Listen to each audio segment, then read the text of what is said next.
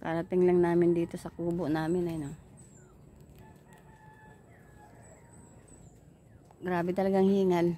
Mga ilang minuto lang naman ang hingal. Pero pagdating dito sa taas, sulit naman kasi yung sa baba kitang kita mo.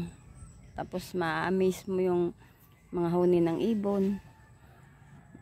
Pero ang hingal talaga grabe. Pero pag pababa naman, madali lang din makababa kasi hindi nahirap pagpababa. Yung paakyat lang talaga. Talagang hihingaling ka talaga. Gusto. Medyo basa ngayon ang lupa. Mga tanim tuwang-tuwa eh. Kumakaway-kaway sila eh, sasaya. Kasi nadiligan sila. Sana wag umulan ngayon kasi ang pagbaba mahirap, madulas. Kaya nakabuta ako eh. Kasi madulas pagbaba. May dala kami isang yero lang. Yung luma. Lalagay namin sa taas kasi yung trapal namin natulo na. Yan. Sa sunod naman yung iba idadalin sa isa lang kasi napakahirap ng daan. Yan.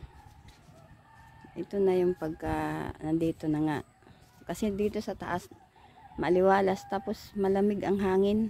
Ang sarap ng hangin talaga. Hindi kagaya dun sa baba na mainit talaga doon sa isa naming ano. Talagang napakainit. Ngayon na naman, maglinis na naman, magtanim. Mabagal lang ang gawa namin kasi mano-mano lang yun.